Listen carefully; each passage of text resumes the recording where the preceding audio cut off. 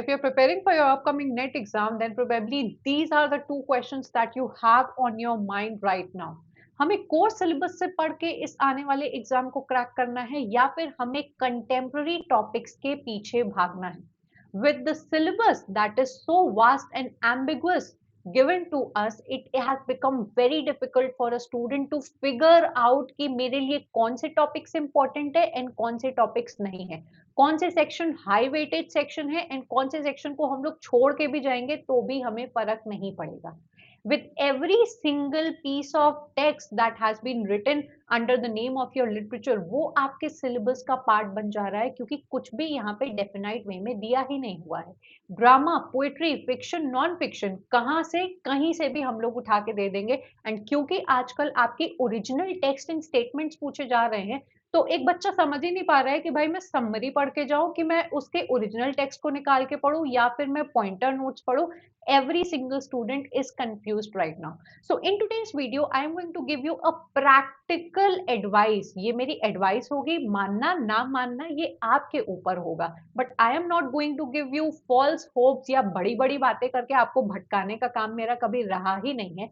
I will give you a very practical and fact based strategy जिसको आप लोग agree भी करेंगे and अगर आप follow करना चाहेंगे तो आपका एग्जाम अगला निकल जाएगा.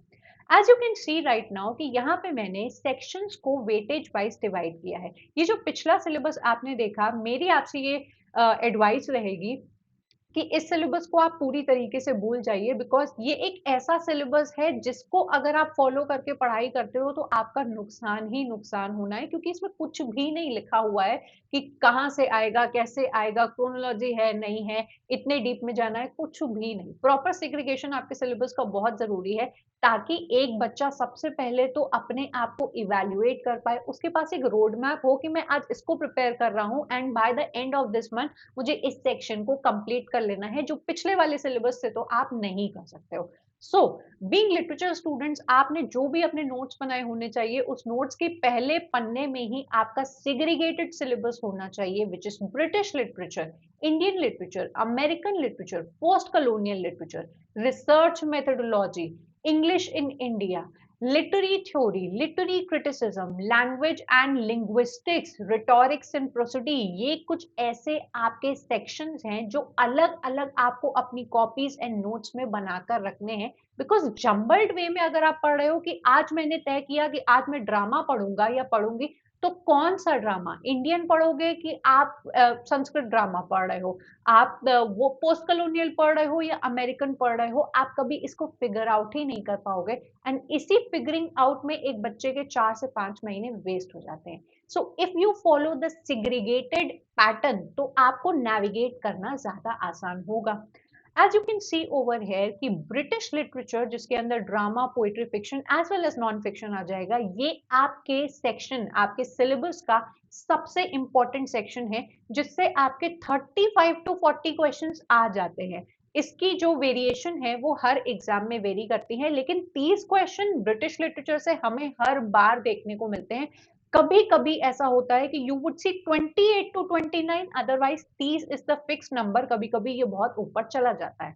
लिटरेरी थ्योरी एंड क्रिटिसिज्म, ये एक ऐसा सेक्शन है विच आई सी बीइंग अ टीचर जिसको आज भी बच्चे बहुत इग्नोर मार रहे हैं. एंड ये इतना ज्यादा आपका स्कोरिंग सेक्शन है कि जिसने इस पे पकड़ बना ली, ब्रिटिश लिटरेचर और लिटरेरी थ्योरी एंड क्रिटिसिज्म को पकड़ के आपका पेपर क्लियर हो सकता है. सुनने में बहुत ज्यादा ये अजीब लगेगा, लेकिन ये पॉसिबल है, क्योंकि कभी कभी आपके एग्जाम में 35 क्वेश्चंस तक आपके लिटरेरी थ्योरी प्लस क्रिटिसिज्म से आ रहे हैं. तो यू कैन जस्ट सी कि ये कितने ज्यादा मार्क्स आपको दे सकता है, प्रोवाइडेड आपने बहुत पॉइंटर स्टडी की हो. Then we have your Indian literature as well as English in India. बहुत सारे बच्चों को अभी तक ये बात क्लियर नहीं है कि English in India and Indian literature दो अलग अलग सेक्शंस हैं. With the Britishers coming into our country, आपके ईस्ट इंडिया कंपनी के तहत, फिर वो आके पॉलिसीज निकालते हैं, इंग्लिश स्कूल्स एस्टैब्लिश कराते हैं, missionary schools, then English in India को लेकर आते हैं. उसके तहत आपकी जितनी कमीशन एंड पॉलिसीज निकाली जाती हैं वो इंग्लिश इन इंडिया का आपका पार्ट बन जाता है. देन इंडियन लिटरेचर के अंदर आपके सारे ब्रिटिश लिटरेचर की तरह आपके poets, novelists, dramatist, then Indian aesthetics इसमें आ जाएगा, Dalit literature very important section जो आपके एग्जाम में आता है। So Indian literature and English in India are very very important sections. इन दोनों को आप अच्छे से प्रिपेयर करते हो तो बड़े रिपीटेड एंड बेसिक क्वेश्चंस आते हैं आपके इस सेक्शन से, मार्क्स कहीं नहीं गए। Cultural studies and contemporary topics, now I would agree कि आजकल आपके एग्जाम में आई एम सीइंग कि कल्चरल स्टडीज से बिल्कुल बेसिक क्वेश्चन आते हैं, लेकिन कल्चरल स्टडीज का ही एक एक्सटेंशन बोलेंगे हम लोग, comparative studies, digital humanities and many more आपके नए नए टॉपिक्स निकल के आए हैं, उनसे आपके क्वेश्चंस पूछे जा रहे हैं। अभी इसका by the end of the video आपको आंसर मिल जाएगा कि हमें कंटेम्प्रेरी टॉपिक्स को लेकर परेशान भी होना है या नहीं। सो इसको हम लोग साइड में रखते हैं। कल्चरल स्टडीज बड़ा ही इजी सेक्शन है आपके सिलेबस का, हर बार रिपीटेड क्वेश्चन इससे पूछे जाते हैं। If you prepare this particular section, एक हफ्ता भी नहीं लगेगा आपको कल्चरल स्टडीज प्रिपेयर करने में, and you will be done by this section. Then we have your research methodology, rhetorics, prosody and आपका पूरा लिंग्विस्टिक्स का सेक्शन आ जाता है, जिसके अंदर ईएलटी मेथड्स, पेडागोजी एंड आपके लिंग्विस्टिक्स से डिटेल में क्वेश्चंस पूछे जाते हैं। ये जितना भी मैंने यहाँ पर लिखा है, आपने देखा यहाँ पे कि मैंने अमेरिकन लिटरेचर को नहीं यहाँ पर लिखा हुआ है, post colonial literature that is your world literature को मैंने नहीं डाला हुआ है, देन यहाँ पर terms and figures of speech नहीं डले हुए हैं। ये आपके ऐसे सेक्शंस हैं जिन पर आई वुड से कि मेहनत करना आज की डेट में करंट पेपर्स को देखकर तो थोड़ा सा आपके लिए एक गैम्बल सिचुएशन हो सकती है कि या तो ये आएगा या तो ये नहीं आएगा। सो जितने टॉपिक्स आपको यहाँ पे दिखाई दे रहे हैं, if you prepare them religiously, you are going to crack the upcoming exam, and ये मेरी गारंटी है, क्योंकि ये ऐसे सेक्शंस हैं जिनको कवर करके आपके कुछ ही क्वेश्चंस बचेंगे, एंड उन पे अगर आप अपना टाइम वेस्ट नहीं भी करते हो तो भी you will be able to crack this particular paper. British literature की बात करें तो ये हमारे पूरे सिलेबस का कोर है। आपको, अगर आप एक बिगिनर हो तो आपको एज वाइज को प्रिपेयर करना है। आप अपनी बेसिक से एडवांस नॉलेज को बिल्कुल भी आई वुड से इग्नोर नहीं कर सकते हो। जिस बच्चे ने Anglo Saxon age, Anglo Norman age समझी ही नहीं, वो आपका पोस्ट मॉडर्न एज या मॉडर्न एज को समझ नहीं पाएगा, बिकॉज ब्रिटिश लिटरेचर हमारे पूरे सिलेबस का एक ऐसा सेक्शन है जो एज वाइज एक कहानी की तरह, इंटर कनेक्शन की तरह आपको समझना जरूरी है। Once you have done this and आप एग्जाम दे चुके हो, आपको आइडिया हो चुका है, you are no more a beginner, आप सिर्फ important ages and important writers को पढ़ के जाइए डिटेल में, उनके टेक्स्ट आप पढ़ रहे हो, पोइट्री पढ़ रहे हो, उनकी एक एक चीज लर्न कर रहे हो, आपका ब्रिटिश लिटरेचर बड़ी आसानी से निकल जाने वाला है। Coming on to our next and most important section, theory and criticism. ये इतना इजी है, I don't understand why do students ignore this particular section. ये इतना स्कोरिंग है आपके लिए, रिपीटेड क्वेश्चंस आपके एग्जाम में इस सेक्शन से पूछे जाते हैं। आपको फोकस करना है कीवर्ड्स पे। Whenever I teach you dear students, I never ask you कि आप लोग मतलब कुछ भी हवा में पढ़ते हुए चले जाओ, बड़े बड़े पैराग्राफ्स पढ़ो। I always provide you keywords of the related terms, of the related theories and ऐसी कुछ चीजें आई ऑलवेज प्रोवाइड यू जो आपको हेल्प करती हैं क्वेश्चंस को समझने में। तो अगर आपने थ्योरी एंड क्रिटिसिज्म को अच्छे से प्रिपेयर करना है ना, तो उसकी थ्योरी को आप लोग याद रखिए कि स्ट्रक्चरलिज्म की थ्योरी क्या कहती है, मार्क्सिज्म का कॉन्सेप्ट क्या कहता है, फेमिनिज्म की वेव्स कब आई थी, उनके अंदर आने वाले सभी क्रिटिक्स के आपको नाम याद करने हैं, उन्होंने जो जो टर्म्स कॉइन किए हैं और किससे बोरो किए हैं, ये आजकल पूछा जा रहा है। एंड लास्टली उनके वर्क्स की टाइटल याद होना चाहिए एंड उनकी डेट आपको याद करनी है। Literary theory and criticism, I would say अगर आप एक महीना जम के पढ़ाई कर लेते हो, इससे आपके जो मार्क्स है ना, वो आप खुद देखोगे कि it will make a difference in your result. ये इतना अच्छा सेक्शन है। नेक्स्ट है हमारा section which is Indian literature and your contemporary literature, जिसमें आपके इंडियन लिटरेचर में सेम राइटर्स एंड वर्क्स आ जाते हैं। आपको पोएट्स, ड्रामेटिस्ट एंड नॉवेलिस्ट पढ़ने हैं, उनकी पोएट्री पढ़नी है, उन्होंने जो नॉवेल्स लिखी हुई हैं उनके नाम एंड उनके कैरेक्टर्स। इंडियन लिटरेचर से डीप में क्वेश्चंस आते ही नहीं है, तो इसकी तो आपको ज्यादा टेंशन ही नहीं लेनी है, बस रटना है आपको चीजों को। दूसरा आता है इंग्लिश इन इंडिया का सेक्शन, जिसको कई सारे बच्चे इग्नोर मार देते हैं, लेकिन ये इतना मस्त सेक्शन है आई वुड से कि इस पे आपने अगर एक बार टाइम स्पेंड कर लिया ना, एंड आई वुड से आपको लगेंगे अराउंड 10 to 12 डेज इसको प्रिपेयर करने में, एंड एक बार अगर आपने इसको रट लिया, you are done, you are sorted from English in India.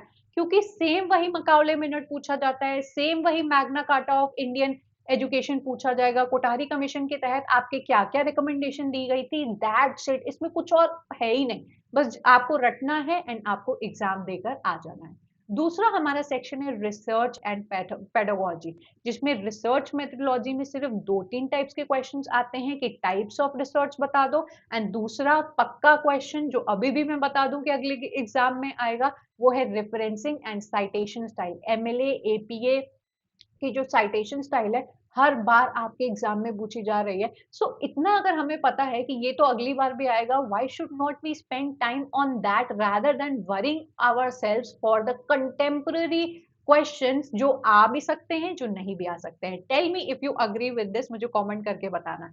ELT approaches, pedagogy and linguistics इतना इजी सेक्शन है। नाउ आई डू अग्री कि इस बार आपके एग्जाम में कुछ ऐसे ही बिल्कुल जो सर के ऊपर से निकलते हैं क्वेश्चंस, वो पूछे गए थे। अगेन हमें उन क्वेश्चन से मतलब नहीं रखना है कितने वो क्वेश्चंस आ जाएंगे, ज्यादा से ज्यादा 10 आ जाएंगे, आपने 20 मार्क्स लूज कर दिए। पर the concept that I have told you, the weightage that I have given you, उसको फोकस करके आपने अगर अपने कोर सिलेबस को स्ट्रेंथन कर लिया, पकड़ लिया, आपका पेपर कहीं नहीं गया, नेट एंड जेआरएफ आपका निकलेगा ही निकलेगा, and I guarantee you on that.